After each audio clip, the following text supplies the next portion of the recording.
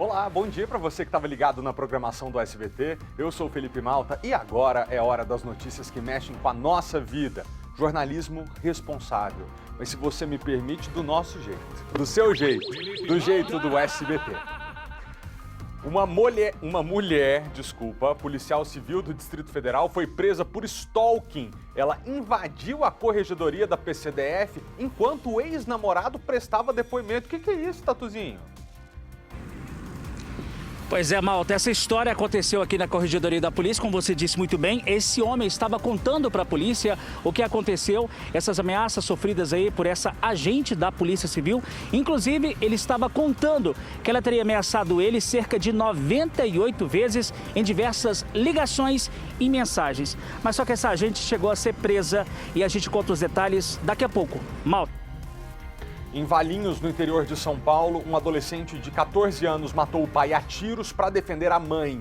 O menino e a mãe contaram à polícia que o homem era violento e que os agredia constantemente. A família mora num condomínio de alto padrão e o empresário morto colecionava carros de luxo. É mais uma tragédia em família que levanta a questão: ter uma arma dentro de casa resolve os problemas ou traz mais insegurança? A gente quer ouvir a sua opinião e daqui a pouquinho você vai participar ao vivo da nossa enquete direto pelo seu celular. O Distrito Federal tem hoje o maior número de armas registradas com civis proporcionalmente à população. O que você acha disso? Arma em casa ajuda ou atrapalha? DF começa agendamento para vacinação de adolescentes com comorbidades. Explica pra gente, Kátia Gomes. Oi, Malta. Pois é, começa daqui a pouquinho o agendamento às 2 horas da tarde para adolescentes que têm de 12 a 17 anos com comorbidades. Quais são essas comorbidades? É quem tem deficiência, autismo ou síndrome de Down. Alguns adolescentes vão precisar comprovar essa deficiência. E nós vamos falar daqui a pouquinho também, Malta, que continua a vacinação para quem tem mais de 30 anos. Valeu, Catinha. São os destaques da edição de hoje. O SBT Brasília, primeira edição, já está no ar.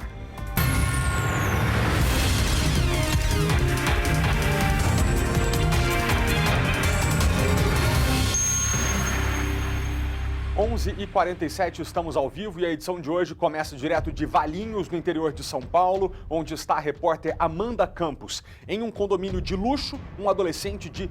Você já corrige pra gente, Amanda, 14 ou 15 anos de idade, ele matou o pai a tiros dentro de casa por ter agredido a mãe. Por gentileza, Amanda, você começa só corrigindo a informação pra gente aqui em Brasília ter certeza? É com você. 15 anos de idade, tá, Felipe? Muito bom dia para você e para todo mundo que está aqui com a gente, ligadinho no SBT. Felipe, é uma história dramática que teria começado na noite de segunda-feira, quer dizer, um dos desdobramentos. Por que eu tô falando isso? Porque na noite de segunda-feira, a família em si, esse empresário de 42 anos de idade, teve uma discussão acalorada com o filho, um adolescente de 15 anos, e com a companheira, a mãe deste adolescente, no escritório. Segundo informações deste jovem, o próprio pai dele teria ameaçado acabar com a família inteira com um tiro. Ele levantou a arma, seria uma pistola 9mm, apontou para os dois e disse: "Eu vou acabar com a vida de vocês". Nessa noite, ele não teria dormido em casa, então ele saiu daqui de Valinhos, que fica a aproximadamente 90 quilômetros da capital paulista, e voltado na manhã de terça, na manhã do dia seguinte. Mais uma discussão no escritório da família, o adolescente já estava com bastante medo, estava temendo pela vida dele e da própria mãe. Lembrando que essa família, Felipe, ainda tem um garotinho de 3 anos de idade que assistiu a toda a cena. Tem ainda uma criança nessa história. Bom, depois dessa discussão em família, o empresário de 42 anos de idade teria ameaçado o adolescente, dizendo que ia trancá-lo no quarto, completamente nu, até que ele pedisse desculpa por ter afrontado o pai.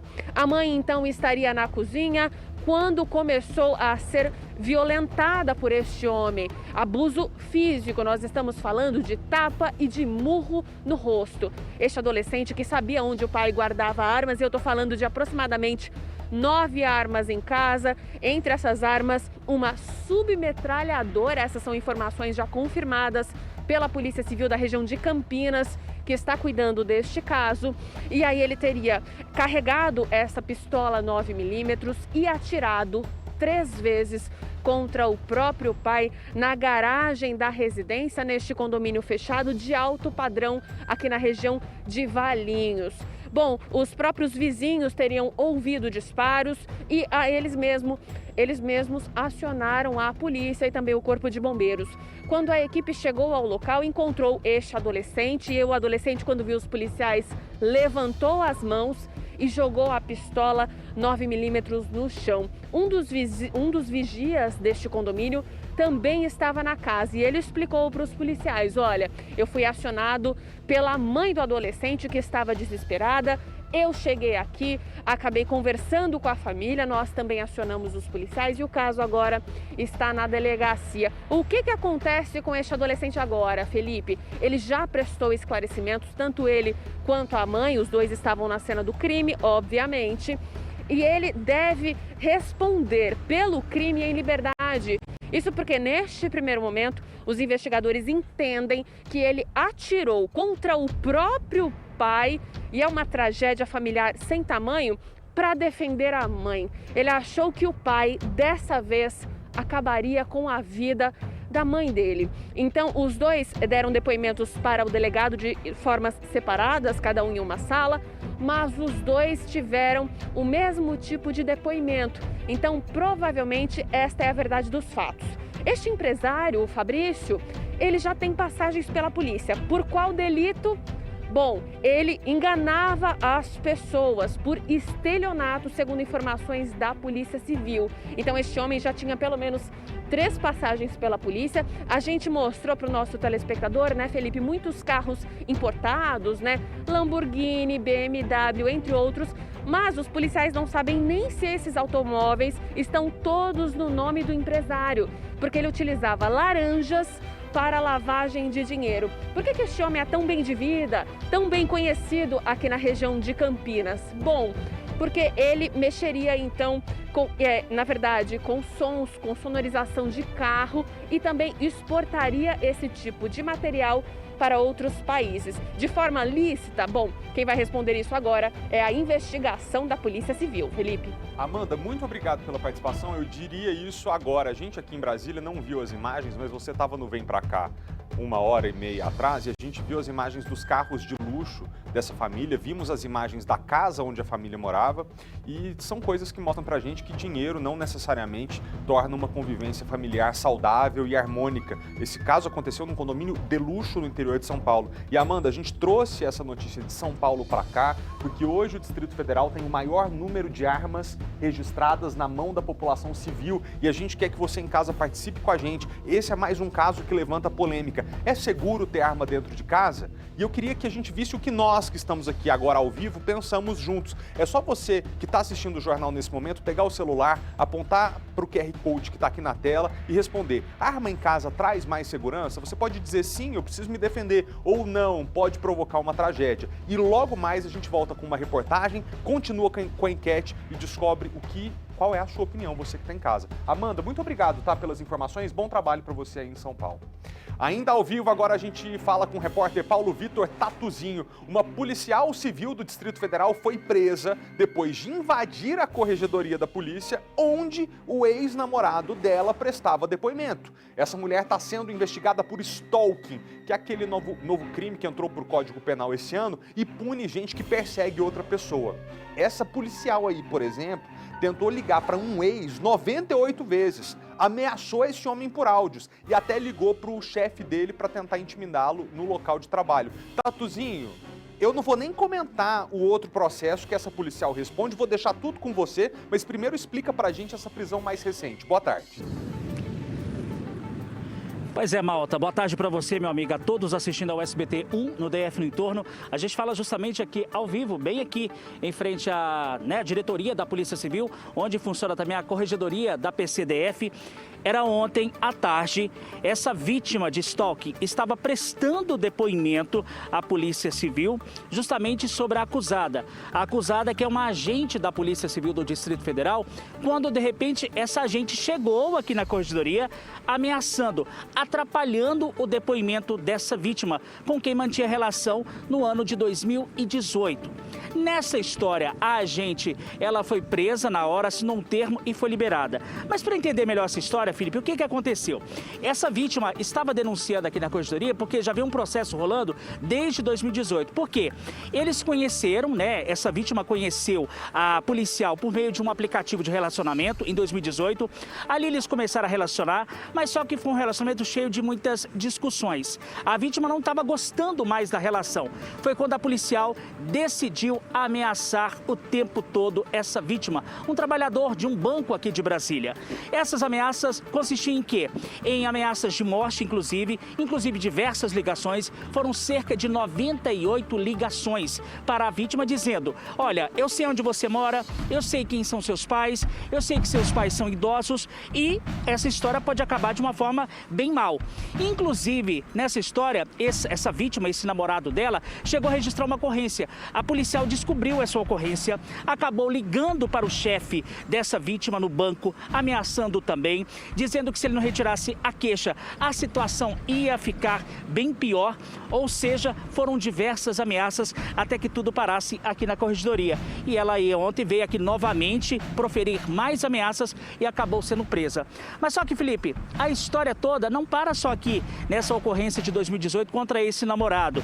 Ela também, essa agente da Polícia Civil, ela teria tido um relacionamento com um delegado da Polícia Civil em 2017. Inclusive, na ocasião, ela acabou ameaçando esse delegado, acabou fazendo uma denúncia falsa de crime de estupro e também de violência doméstica.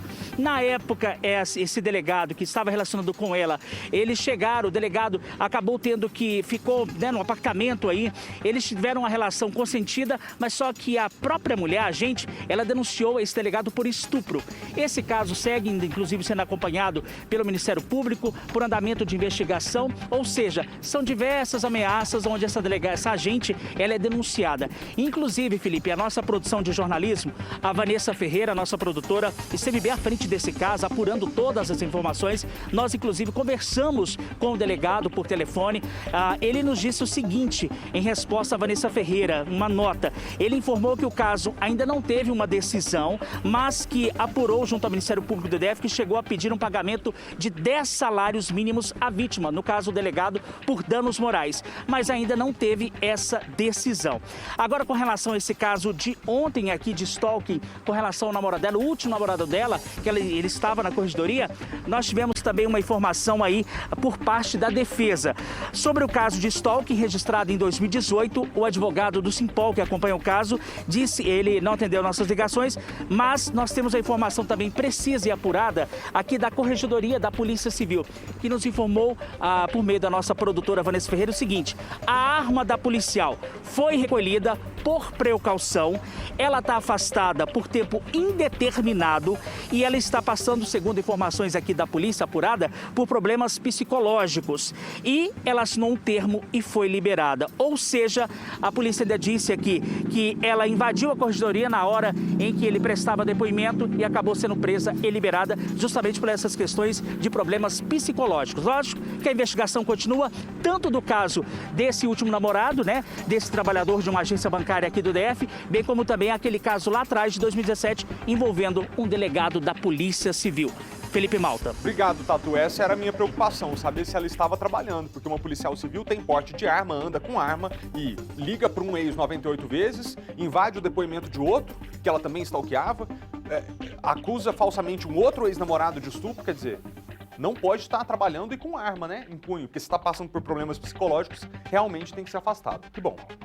O Ministério Público do Distrito Federal e Territórios abriu investigação para apurar o envolvimento do policial civil Rony José Barbosa no caso do helicóptero encontrado com cerca de 300 quilos de cocaína em Poconé, no Mato Grosso, no último domingo. Segundo a Agência Nacional de Aviação Civil, a aeronave está no nome do papiloscopista. De acordo com o Núcleo de Investigação e Controle Externo de Atividade Policial do MPDFT, policiais federais monitoravam suposta ocorrência de tráfico internacional de drogas quando encontraram a aeronave caída com os 300 quilos de cocaína. O papiloscopista da PCDF informou que comprou o helicóptero há um ano e o vendeu em maio desse ano, mas que o novo dono não fez a transferência da documentação. Agora, o tema do dia, que a gente começou falando lá em São Paulo: o filho matou o pai que agredia a mãe, tinha 9 armas dentro de casa. E, como um todo, o Brasil dobrou o número de armas nas mãos de pessoas civis em apenas 3 anos. De acordo com dados do Anuário Brasileiro de Segurança Pública, aqui o nosso Distrito Federal é a unidade da federação com mais armas registradas no país, se a gente pegar o número proporcional à população. Enquanto a gente vê a próxima reportagem, você aponta a câmera do seu celular para o QR Code que está aqui na tela e dá a sua opinião. Arma em casa traz mais segurança? Sim ou não? É de graça, é fácil e esse QR Code só aparece para quem está assistindo o jornal agora ao vivo. Vamos ver o que a gente está pensando? Pode rodar o VT. 24 de julho, Lago Sul. Um homem atirou acidentalmente na mãe durante uma briga. Na casa, a polícia encontrou este arsenal: 10 armas e muita munição. 4 dias depois, em Ceilândia, Gersley Guedes, de 32 anos, foi vítima da própria arma. O disparo veio do pai dele após uma briga familiar. Os ânimos se acirraram. A vítima possuía uma arma de fogo em casa, estava no cofre, chegou a tirar essa arma do cofre, fez ameaças mútuas e no momento que a arma estava ali em cima da mesa, o pai pegou essa arma e efetuou um disparo contra a vítima ali com os ânimos extremamente acirrados, né? A pergunta que fica aqui é: essas pessoas estavam realmente preparadas para ter armas de fogo em casa? A gente tem percebido um crescimento de diversos tipos de ocorrências relacionados ao emprego de arma de fogo, né? E dentre elas, os casos de homicídio. A questão é que não basta você ter um porte de arma, né, adquirir uma arma e achar que você se encontra preparado para utilizar uma arma. Não só a questão da habilidade no uso, mas a questão em especial do preparo psicológico que uma pessoa precisa ter para ter uma arma de fogo. Então, ocorrências como que não deveriam jamais terminar com um evento morte, como foi essa, vão inevitavelmente ter esse desfecho. Desde as mudanças nas regras sobre o acesso a armas de fogo no Brasil, o número de armas legais registradas no DF aumentou exponencialmente. Segundo dados do último Anuário Brasileiro de Segurança Pública, o DF é a unidade da federação com mais armas registradas. São 236 mil. De 2017 a 2020, o aumento foi de 562%. Em um ano, também aumentou o número de cidadãos com registros de armas. Alguns especialistas apontam que esse aumento é um risco. Impacta diretamente a criminalidade nessa sociedade. Estudos do IPEA vão mostrar, por exemplo, que 1% a mais de armas de fogo em circulação impacta em 2% o número de homicídios. A gente sabe que mais armas, mais mortes violentas, intencionais, relacionadas ao emprego de arma de fogo. Outros discordam. Os riscos de uma flexibilização na aquisição de armas, eles continuam existindo, mas no Brasil eles são ainda muito pequenos, como os próprios números indicam. As qualificações para que você tenha uma arma de fogo permaneceram. Para adquirir armamentos hoje, é obrigatório entregar uma série de documentos, mas o acesso está mais fácil. Entre as exigências está o laudo psicológico feito por profissionais credenciados pela Polícia Federal. Esse laudo é bem minucioso, ele é feito dentro de uma clínica com uma doutora credenciada, tá? Ela é preparada para fazer esse tipo de laudo específico para armamento, tá? Ela identifica muitas coisas a quais a pessoa precisa confirmar que ela não tem transtorno psicológico, que ela não tem ansiedade, que ela não tem algum tipo de compulsão. Então esse laudo ele é muito específico para armas de fogo. Entidades como o Conselho Federal de Psicologia criticam a flexibilização, mas destacam a necessidade da avaliação psicológica. A avaliação psicológica para o manuseio da arma de fogo, ela é importante porque ela protege a sociedade. A sua flexibilização iria permitir com que pessoas que não têm condições psíquicas, não têm controle inibitório, não têm controle da sua agressividade, que essas pessoas elas estejam portando, manuseando arma de fogo. Nossa equipe veio até esse estande de tiro em Brasília para mostrar como é o processo para quem quer adquirir uma arma. A Kelly, que é instrutora aqui, vai mostrar para a gente como é o treinamento para quem está se preparando para o laudo de tiro. Não é possível fazer isso sem um preparo adequado. Mesmo com todos os cuidados, a precaução é o mais importante. É imprescindível que se tomem os devidos cuidados para a guarda desse armamento e também para a expedição, né, das características até residenciais e comerciais, a avaliação para quem vai querer ter um revólver, uma pistola na sua residência. A arma, ela não tem como ter um erro com a arma. Infelizmente, o erro pode tirar uma vida. Pois é, vamos ver o resultado da nossa enquete. Diretor, coloca aqui no telão, por gentileza. A gente perguntou para você em casa se a arma de fogo traz mais segurança. E olha, para 73% dos nossos telespectadores que nos acompanham nesse momento, ao vivo, sim, traz mais segurança. É preciso ter arma para poder se defender. E 26% dizem não, pode provocar uma tragédia. No começo do jornal a gente viu esse caso lá de Valinhos, em que o filho de 14 anos, 15, né? A Amanda corrigiu a informação. Achou que o pai mataria a mãe de tanto que estava batendo nela, pegou uma arma e acabou matando o pai. Será que isso se enquadra em legítima defesa? Quando uma pessoa está na iminência de sofrer um ataque, você toma a decisão de protegê-la? Muito bem, trocando em miúdos, 3 de cada 4 dos nossos telespectadores avaliam que ter uma arma em casa traz mais segurança. A você de casa eu agradeço pela participação. Sempre que possível a gente coloca as perguntas para saber o que a gente pensa, né, sobre os assuntos do dia a dia. Continuando o noticiário, um caminhão e uma motocicleta bateram na BR-040 em Santa Maria. Foi um acidente grave e uma pessoa morreu. Até o helicóptero dos bombeiros foi acionado para prestar socorro. Eles chegaram rápido ao local do acidente e já encontraram um motociclista de 34 anos estirado no chão, inconsciente. A vítima tinha sofrido uma parada cardiorrespiratória e tinha várias fraturas. Durante 1 hora foram feitas diversas tentativas de ressuscitação, mas infelizmente o motociclista não resistiu e morreu ali mesmo. Já o motorista do caminhão, de 29 anos de idade, não se machucou. De janeiro a junho desse ano, 21 motociclistas perderam a vida em acidentes de trânsito aqui no Distrito Federal. Nosso jornal volta depois do intervalo, mas juntos a gente vê, antes do break, a previsão do tempo. Céu clarinho com poucas nuvens, temperatura nesse momento 23 graus e a umidade relativa do ar 29% e nem tá na hora mais seca do dia. Quer aproveitar esse intervalo e tomar uma aguinha? A gente vai ficar aqui te esperando.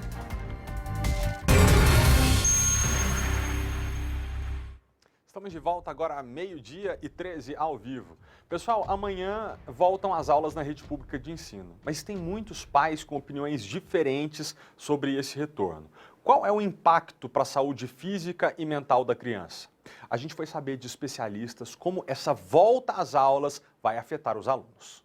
Durante 1 ano e meio, a rotina de estudos do Dom tem sido assim: notebook, tarefas impressas, aulas online. Eu prefiro ir para aula presencial porque é legal ter meus amigos por perto, conversar com eles, porque eu sou muito solitário aqui dentro. Catiúcia, mãe do Dom, está decidida. O retorno das aulas presenciais é fundamental para o desenvolvimento psicológico e pedagógico do filho. A qualidade das aulas é muito diferente, como se fosse se tivesse presencialmente. Então, se eles tinham que aprender 100% praticamente, eles aprenderam 30% no máximo. Então, eu acho que vai ser muito válido o retorno imediato, assim, né? Agora que muita gente já está vacinada e os profissionais também, para não comprometer mais o aprendizado das crianças, né? Retorno que divide opiniões. Alex tem 2 filhas na rede pública de ensino do DF e é contra o retorno presencial. Ainda não se sente seguro para mandar as meninas, uma de 10 e a outra de 15 anos, para a escola por causa da pandemia. Nós cuidamos 1 ano e meio de toda a nossa saúde, ninguém foi transmitido pelo vírus na nossa casa por conta do isolamento social.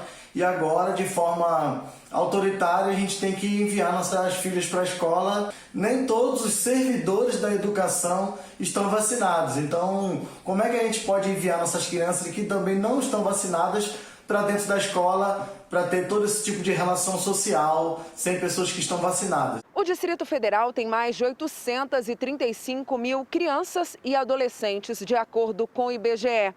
Desde o começo da pandemia, mais de 35 mil pessoas entre 2 e 19 anos foram infectadas pelo coronavírus. 12 não resistiram à Covid-19. Segundo especialistas, esses números poderiam ser maiores sem o isolamento social. Este pediatra explica que seguir à risca todos os protocolos de segurança para evitar a disseminação do coronavírus é fundamental neste momento de retomada. As crianças quando infectadas pelo novo coronavírus, na imensa maioria das vezes, têm quadros leves ou assintomáticos e transmitem pouco o vírus. É mais fácil uma criança ser infectada por um adulto do que o contrário. E evidentemente que esse retorno às aulas presenciais tem que ser feito seguindo protocolos de segurança e de uma forma responsável.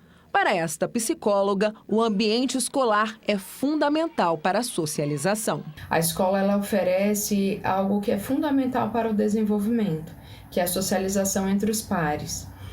A criança, quando ela vai até a escola, ela não só aprende conhecimentos que foram construídos socialmente, mas a criança ela vai construindo a relação com o mundo, com o outro e consigo mesmo. É um momento de construção da autoestima, da identidade do eu e dessa relação com o outro. Porque eu tô ansioso?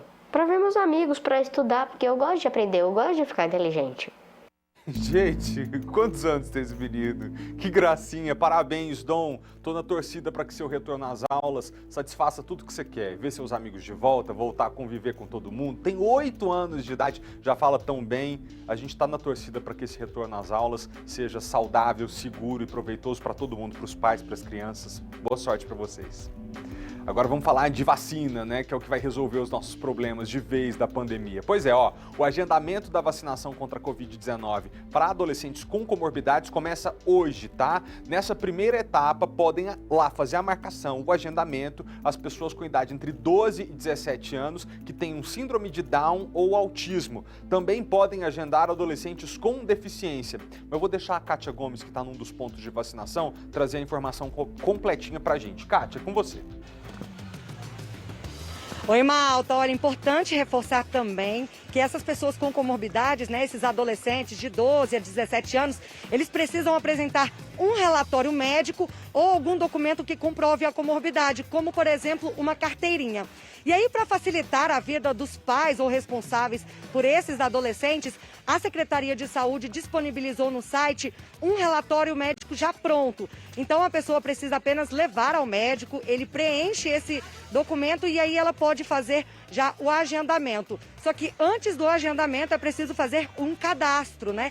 E também é bem simples, é só entrar lá no site, colocar todos os dados pessoais e também a comorbidade que a pessoa tem. Como você disse, Malta, nesse primeiro momento vão poder se vacinar adolescentes com comorbidades que têm deficiência física, mental, auditiva ou visual e também síndrome de Down e autismo. A outra boa notícia, né, é que ontem abriu o agendamento para pessoas com mais de 30 anos e o DF bateu um recorde.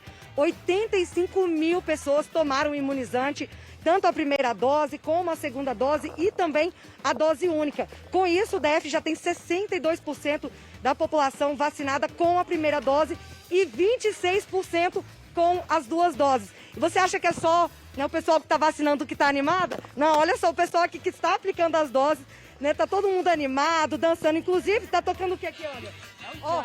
Agora sabe quem entrou? Tá o Tchan. É o Tchan, Malta, olha. Eu vou falar pra você, como boa fã de El Chan, se não for pra vacinar ao som de El Chan, eu nem quero, viu? Aproveitando, deixa eu conversar aqui com uma pessoa que tá vacinando. Tudo bom?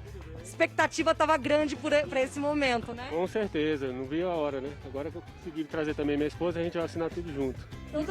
Todo mundo feliz. Isso, graças a Deus. Pois é, aí, Malta, fazendo parte aí, né, desse 62% da população que já tomou a primeira dose. E daqui a pouquinho, né, 100% já vai ter tomado aí todas as doses. E agora com essa boa notícia desses adolescentes com comorbidades, que era uma grande preocupação dos pais, porque com a volta às aulas presenciais, esses adolescentes eles também queriam participar, né, e não ficar só no remoto. É com você, Malta. Ô, Kátia, a diretora vai me matar porque a gente tá estourado, mas vai ali perguntar rapidinho qual que é o nome dessa nova morena do Tchan que tá dançando ali. Você, eu sei que é fã da Carla Pérez. Olha a animação do posto de vacinação do Parque da Cidade. Um abraço pra ela. Diga aí, Kátia. O Malta pediu pra perguntar qual que é o nome da nova morena do Tchan. Desculpa! É Cláudia. Vem cá, só um minutinho, sabe sambar? Não sei não. Eu sou inimigos do ritmo. Aqui a gente só ensaia, mas sambar não sei não. Malta, quando eu sair do ao vivo eu vou ensinar, tá? Obrigado, Catinha. Dá um abraço nela, nesse clima de felicidade que a gente torce para que todo mundo se imunize muito rápido. Valeu, Kátia, pelas informações. Agora... Tá frio, né, gente? Esse tempo tá impactando em algo que muitas vezes ajuda a gente a se esquentar. As mudanças do tempo têm afetado a produção de café no Brasil.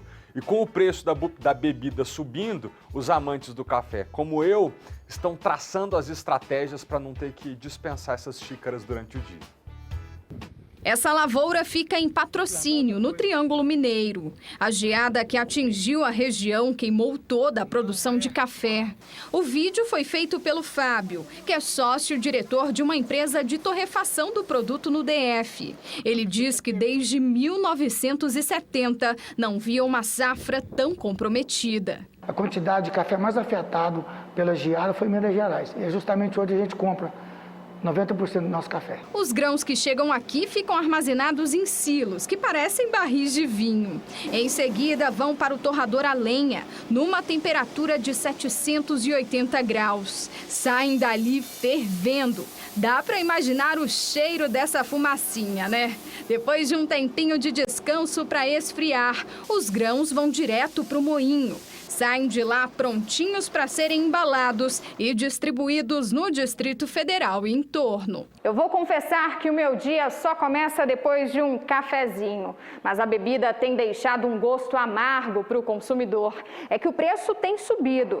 Esse pacote de 500 gramas, por exemplo, custava R$12, agora já são 15. Será que quem gosta de café forte vai ter de se acostumar com um mais ralo? Um chafé para economizar? O Paulo não quer saber de café aguado e olha que ele toma, em média, 7 xícaras por dia. A estratégia vai ser evitar gastar com a bebida fora de casa. Acredito que a quantidade de xícaras não vai diminuir, né? Mas o café na rua pode ser que diminua bastante. Aí tem que conseguir um modo de sempre levar o meu próprio café. As mudanças climáticas têm afetado em cheio Minas Gerais. O estado, que é o maior produtor de café do Brasil, já havia sofrido com a seca no início do ano e agora com o frio. A safra do ano que vem já está comprometida e sem oferta do produto no mercado em todo o país, os preços também disparam por aqui. Aqui na nossa região, nós não fomos afetados pela frente fria. Mas o mercado internacional entende uma possível escassez do produto para a safra 2022. Com isso, houve uma especulação na bolsa. O preço do café subiu, o que refletiu no mercado interno. O café é uma bebida que traz memória afetiva para o Caio. Era coisa que a avó dele fazia todos os dias. Para ele é um item essencial, não dá para faltar. A gente economiza um pouco ali, um pouco aqui e dá para manter o café, dá para sempre manter o cafezinho em casa, que não pode faltar de jeito nenhum. Não pode. E Deus me livre de café aguado, de chafé. Muito obrigado pela sua companhia e pela sua audiência. Diretor, o que você disse que eu não entendi? Ah, entendi.